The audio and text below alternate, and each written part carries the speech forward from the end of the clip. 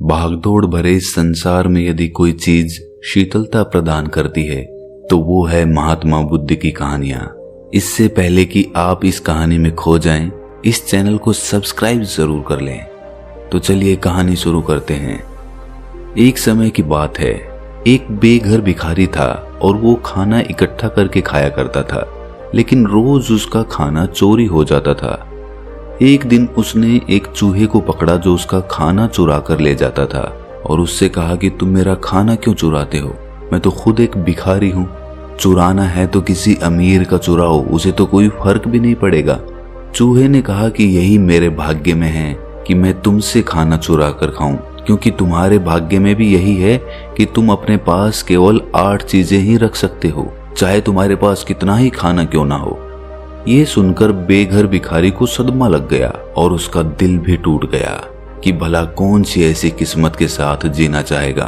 उसने तय किया कि वो अपनी समस्या का समाधान बुद्ध से पूछेगा और वो यात्रा पर निकल जाता है। पूरे दिन यात्रा करने के बाद उसे शाम को एक धनी परिवार का घर मिलता है। वो सोचता है कि क्यों ना आज रात यहीं पर गुजार लूं, सुबह होते ही बुद्ध के पास जाने के लिए निकल जाऊंगा। वो जाकर गेट खटखटाता है। वो उनसे कहता है कि मैं एक यात्री हूँ, क्या यहाँ आज रात रुक सकता हूँ? मालिक उसे भीतर बुला लेता है और दोनों भोजन करने बैठ जाते हैं। भोजन करते समय मालिक ने पूछा, आप कहाँ की यात्रा कर रहे थे?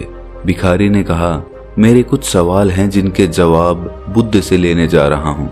ये सुन उस घर की मालकिन ने कहा कि क्या आप बुद्ध से मेरा भी एक सवाल पूछ लेंगे? भिखारी ने कहा, ठीक है, क्या सवाल है आपका? वो कहती है कि मेरी 16 साल की बेटी है, वो बोल नहीं सकती। आप उनसे पूछना कि हम ऐसा क्या करें कि वो बोलने लग जाए। अगले दिन वो उन्हें आश्रय देने के लिए शुक्रिया अदा करके यात्रा के लिए निकल जाता है। वो फिर अपनी यात्रा शुरू करता है। आगे जाकर उसे एक पहाड़ों का झुंड मिलता है जिसे उसे पार करना होता है। उसे वहां एक जादूगर मिलता है। वो भिखारी उससे कहता है कि क्या आप मेरी इन पहाड़ों को पार करने में मदद करेंगे? जादूगर उसे अपनी छड़ी पर बिठाकर पहाड़ पार करा देता है। जादूगर उससे पूछता है कि कहाँ जा रहे हो? भिखारी कहता है, बुद्ध से मिलने। जादूगर कहता है कि क्या तुम मेरे लिए एक सवाल उनसे पूछ सकते हो? भिखारी कहता है, हाँ बताइए क्या सवाल है। तब जादूगर कहता है कि मैं पिछले 1000 साल से स्वर्ग जाने का इंतजार कर रहा हूँ। मैंने सारी शिक्षा प्राप्त कर ली है। तुम बुद्ध से पूछना कि स्वर्ग जाने के लिए अब मुझे क्या करना होगा। भिखारी सवाल सुनकर फिर आगे यात्रा शुरू कर देता है।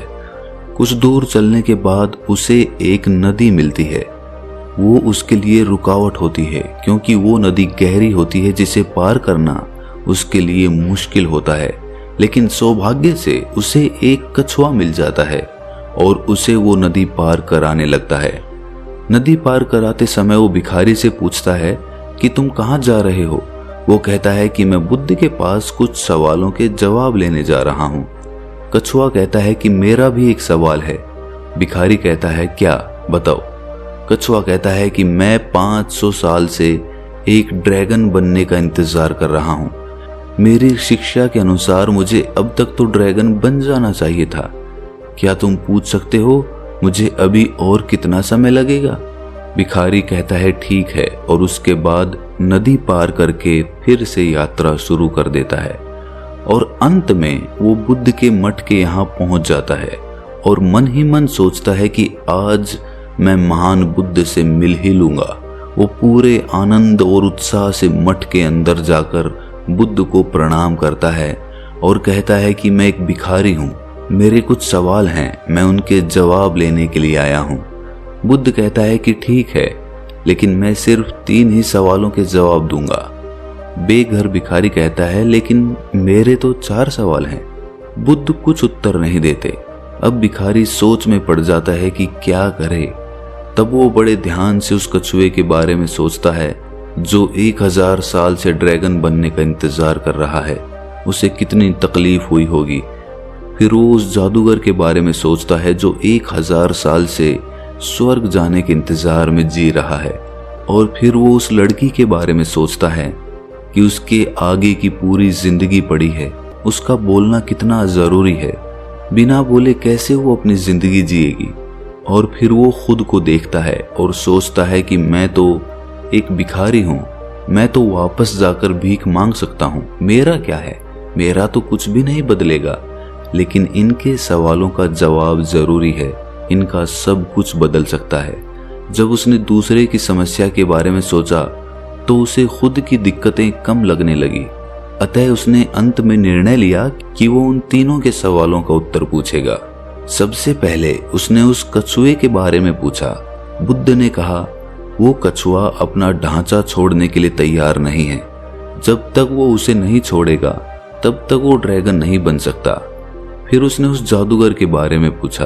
बुद्ध ने कहा कि उसकी छड़ी एक आसरे की तरह है जो उसके स्वर्ग जाने में बाधा बन रही है। उसे वो हमेशा अपने हाथ में रखता है। उसे छड़ी को दूर करना होगा तभी वो स्वर्ग जा पाएगा।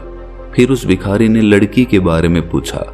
बुद्ध ने कहा वो लड़की जरूर बोलेगी जब वो अपने हमसफर से मिलेगी। अपने तीनों प्रश्नों के उत्तर जानकर उसने महान बुद्ध को प्रणाम किया और खुशी खुशी वहां से विदा हो गया। वापस रास्ते में वो कछुए से मिलता है और कहता है कि अपना ढांचा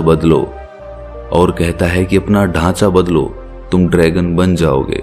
कछुआ अपना ढांचा निकाल देता है। उसमें बेशकीमती हीरे होते हैं जो गहरे समुद्र के होते हैं।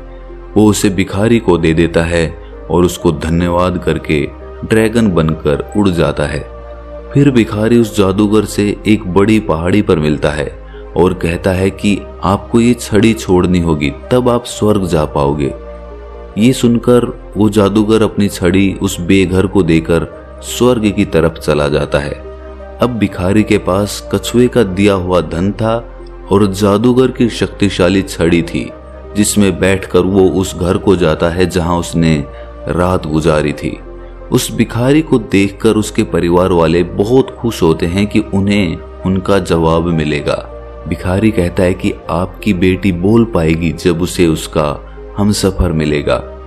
उसी क्षण उनकी बेटी नीचे आकर कहती है, क्या ये वही आदमी है जो पिछले हफ्ते आया था? ये सुन उसके माता पिता हैरान हो जाते हैं। वो लड़की की आवाज सुनकर बहुत खुश थे। वो उस बेघर इंसान की तरफ देखते हैं। ये वही हमसफर था। उसके बाद वो दोनों की शादी करा देते हैं, जिसके बाद दोनों खुशी खुशी रहने लगते हैं। अतः इससे हमें ये शिक्षा मिलती है कि हम जो कुछ भी अच्छा कार्य करते हैं वो किसी न किसी रूप में लौटकर हमारे पास ही आता है। इसलिए बेकार की चिंता छोड़िए, अच्छे काम और अच्छे कर्म करिए। जितने अच्छे कर्म करोगे उतनी ही शांति आपको भीतर से महसूस होने लगेगी।